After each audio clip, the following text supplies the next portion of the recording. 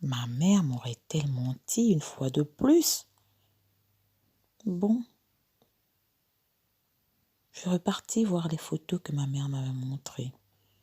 En réalité, c'était des fausses photos. Je m'étais rendu compte en fouillant ses affaires, en retrouvant des courriers, des lettres qu'elle avait échangées avec ce dernier. En réalité, il fallait que je cherche, il fallait que je trouve pour la confondre. Consanguin, même là encore, ma tante riait. Elle prenait plaisir à se foutre de moi en réalité. Pour elle, j'étais un déchet humain. Pour elle, je ne devrais pas exister sur terre. Pour elle, j'étais un péché. Pour elle, j'étais presque un démon, sinon son fils. Cette liaison ne devrait pas exister. Il n'aurait jamais dû y être, lui avais-je entendu dire à ma mère. Quand ma mère est rentrée ce soir-là, je lui ai répété tout ce qui s'était passé. Elle avait l'air agacée. Et je lui ai dit, ne penses-tu pas que tu te libérerais en me parlant? Tu es encore trop jeune, tu comprendras pas. Je lui ai répondu, en tapant sur sa main. Moi au moins je saurais pourquoi on se moque de moi.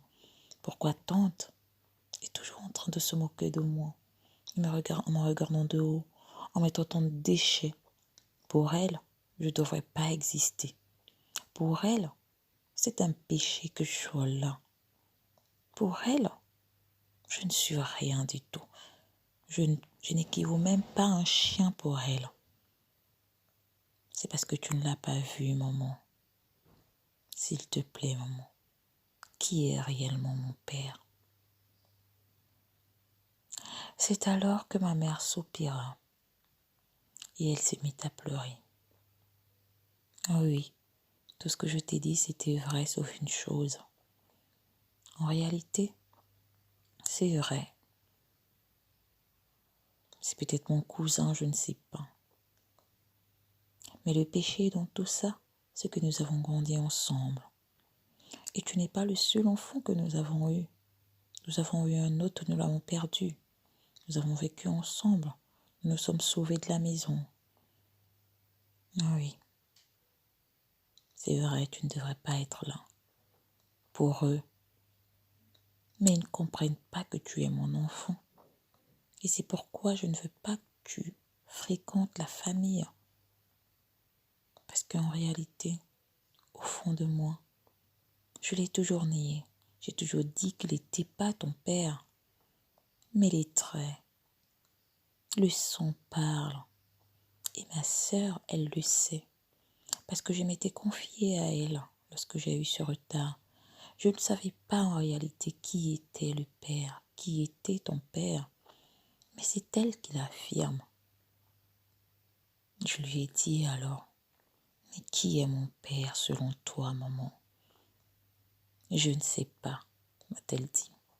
Je ne saurais te dire. Et de plus, en réalité, je ne veux pas savoir. Tu es mon fils. C'est tout ce qui importe. Elle, si elle le répète tout le temps, c'est parce qu'elle veut juste me ramener tout ce qui s'est passé.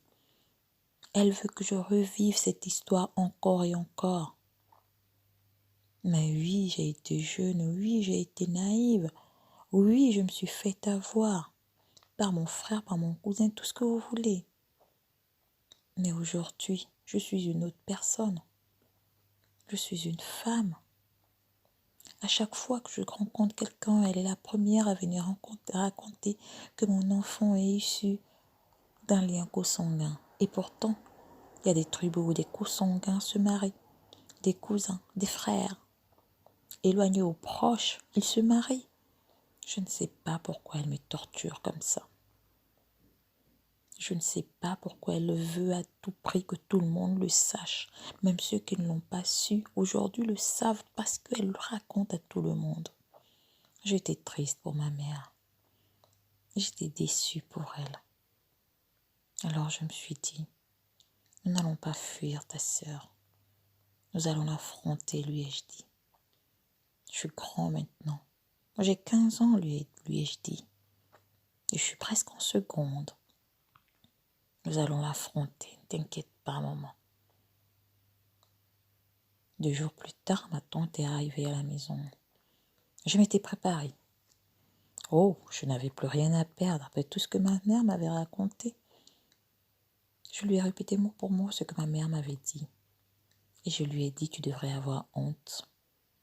Parce que c'est ta petite sœur qui s'est retrouvée dans les griffes peut-être d'un prédateur.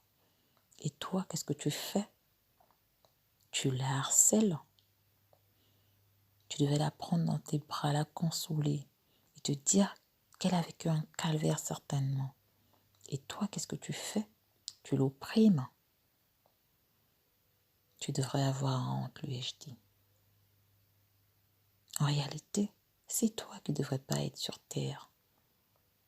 C'est toi qui ne devrais pas exister parce que tu es une méchante personne, lui ai-je dit.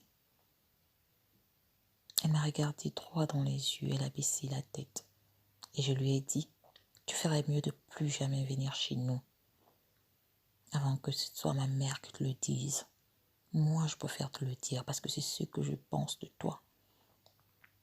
Ma mère m'a tout dit, elle m'a tout raconté. Tu peux toujours éclater de rire. C'est pour ça Dieu ne t'a pas donné les enfants. Je pense que là, j'étais allée un peu fort. J'avais été dure, oui. Mais elle avait blessé ma mère. Cette femme qui s'était dévouée à moi. Cette femme pour qui je ne connaissais pas le manque.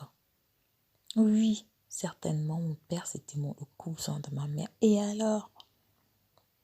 Je ne pense pas que je sois le premier ni le dernier dans cette situation. Seulement, quand ma mère rentra, sa sœur lui avait déjà appelé pour lui dire tout ce qui s'était passé. Et ma mère s'est fâchée après moi. Parce qu'elle m'a dit que ce n'était pas l'éducation qu'elle m'avait donnée. Oui, je reconnais que ce n'était pas son éducation. Mais j'en avais marre que ma tante me regarde de haut, qu'elle murmure quand je passe, qu'elle informe tout le monde de ma paternité. J'estimais que j'étais grand et que ça ne regardait que moi. Et j'ai dit à ma mère, je ne regrette pas. Peut-être, si tu veux, je lui demanderai pardon. Mais un pardon sans conviction, lui ai-je dit. Elle m'a dit, c'est de ma faute. Je savais que tu étais encore jeune, j'aurais certainement pas dû te dire tes vraies origines. C'est de ma faute et je m'en excuse, m'a-t-elle dit. Je veux le rencontrer, lui ai-je dit. C'est pas possible, m'a-t-elle répondu. Lui, contrairement à moi, il n'a jamais raconté à qui que ce soit ce qui s'est passé dans sa famille. Il a coupé les ponts avec tout le monde. Il fit une fille différente de la mienne. Personne ne sait ce qui s'est passé dans son passé. Il a refait sa vie, il a refait son passé parce que ton passé, tu es libre de le raconter comme tu l'entends. C'est celui qui raconte l'histoire qui est toujours avantageuse, a-t-elle dit. Et lui, il a raconté son histoire. Et il ne veut plus rien avoir à faire avec son passé. Sa famille n'existe plus. Et comme je fais partie de sa famille, je n'existe plus. Et moi, lui ai-je dit. Finalement, tante a raison alors. Je ne devrais pas exister. Ma mère s'est tue un moment. Quelque chose qu'on n'a pas connu ne devrait pas nous manquer, m'a-t-elle dit. Oui, c'est vrai, maman. Mais quand on te répète tellement de cette chose, on te parle tellement de cette chose que tu n'as pas connue, ça te donne des envies de connaître cette chose, cette personne. Quelque chose qu'on n'a pas connu ne peut pas nous manquer. Oui, maman, je suis d'accord avec toi. Une personne qu'on n'a pas connue ne peut pas nous manquer. Oui, maman, je suis d'accord avec toi. Mais le fait d'en parler tous les jours, fait en sorte que tu imagines une vie avec cette personne. Je veux le connaître. T'es pas obligé de m'emmener chez lui. Donne-moi son nom et son adresse. Moi, j'irai le rencontrer. Je vais y réfléchir, m'a-t-elle dit. Je voulais savoir qui était mon géniteur. C'était mon droit, je crois.